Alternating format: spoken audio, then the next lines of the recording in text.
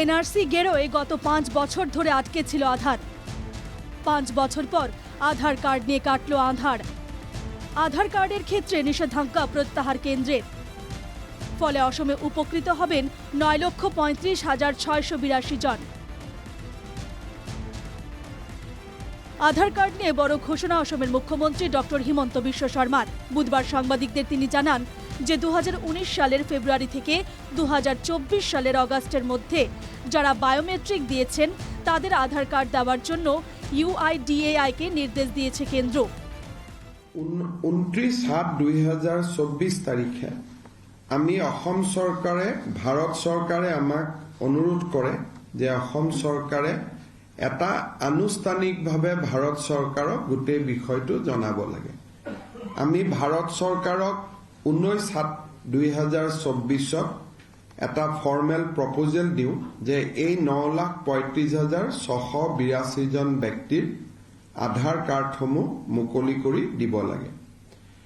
আমি দিয়া পত্ৰখনৰ ওপৰত ভাৰত চৰকাৰে সলিচিটৰ জেনেৰেল অফ ইণ্ডিয়াৰ পৰামৰ্শ লয় আৰু যোৱাকালি 27/8/2024 তাৰিখে ভাৰত চৰকাৰে UDI যি আমাৰ আধাৰ কাৰ্ডৰ যিটো অথৰিটি ইউনিক আইডেণ্টিটি যিটো অথৰিটি আছে তেওঁলোকক নিৰ্দেশ দিছে যে অসমৰ বন্ধ হৈ থকা আধাৰ কাৰ্ডসমূহ মুকলি কৰি দিব লাগে আৰু যাৰ আধাৰ কাৰ্ডৰ যোন যোগ্য ব্যক্তি যাৰ পৰা আমি বায়োমেট্ৰিক সেই সময়ত লৈছিলো এই 9,35,682 গৰাকী ব্যক্তিক আধাৰ কাৰ্ডসমূহ উভতাই দিব লাগে আৰু তেওঁলোকক আধাৰ কাৰ্ড লোৱাত যি বাধা আছিল সেই বাধা ভাৰত চৰকাৰে আনুষ্ঠানিকভাৱে প্ৰত্যাহাৰ কৰিছে। 2019 সালের ফেব্রুয়ারি থেকে অগাস্ট এই সময় অনেকেই আধার কার্ডের জন্য বায়োমেট্রিক দিয়েছিলেন। তাদের জন্যই এই নিষেধাজ্ঞা জারি করে কেন্দ্র। এর ফলে বিভিন্ন ক্ষেত্রে সমস্যা হচ্ছিল তাদের। মুখ্যমন্ত্রী বলেন কেন্দ্র আগের নিষেধাজ্ঞা প্রত্যাহার করায় আধার কার্ড পেতে কোনো অসুবিধা হবে না। সমস্যাটার নিষ্পত্তি হওয়ায় কেন্দ্রীয় স্বরাষ্ট্রমন্ত্রীকে ধন্যবাদ জানান মুখ্যমন্ত্রী। ভাৰত চৰকাৰে ইতিমধ্যে যিহেতু আগৰ যিটো নিষেধাজ্ঞা সেইটো তেওঁলোকে প্ৰত্যাহাৰ কৰিছে আৰু এতিয়া আধাৰ কাৰ্ড পোৱাৰ পথ সকলোৰে প্ৰশস্ত হ'ল।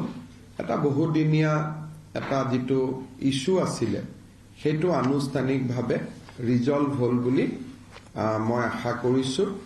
কেন্দ্ৰীয় গৃহমন্ত্ৰী ডাঙৰীয়াক এই বিষয়টো লৈ মই ব্যক্তিগতভাৱে সাক্ষাৎ কৰি মানুহখিনিৰ কথা বুজাইছিলো আৰু তেখেতেও বিশেষকৈ গোটেই বস্তুখিনি বুজি তেখেতে নিজে অনুমোদন দিয়ে যে আধাৰ কাৰ্ডসমূহ মানুহক ঘূৰাই দিব লাগে। মই কেন্দ্ৰীয় গৃহমন্ত্ৰী অমিত শ্বাহ ডাঙৰীয়াকো আনুষ্ঠানিকভাৱে অসম চৰকাৰৰ হৈ ধন্যবাদ জনাইছো যে বিষয়টো এটা নিষ্পত্তি হোৱা বাবে।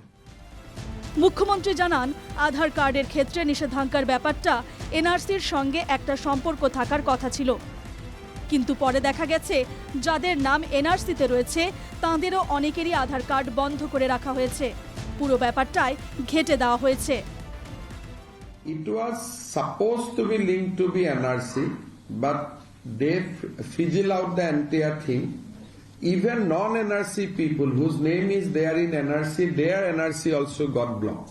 Aadhaar also got blocked.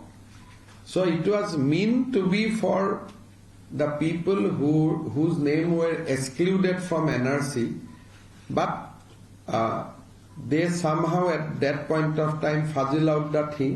Whoever has gone during that period, they have blocked their NRC. আধার না থাকার জন্য এতদিন ধরে ভুগছিলেন সাধারণ মানুষ। বিষয়টি এমন পর্যায়ে চলে যায় যে আধার না থাকার কারণে তাঁরা চাকরি রেশন কার্ডের জন্য আবেদন করতে পারেননি। কেন্দ্রের এই সিদ্ধান্তের ফলে স্বস্তির নিঃশ্বাস ফেলছেন অনেকেই। Bureau report, NKTV Bangla.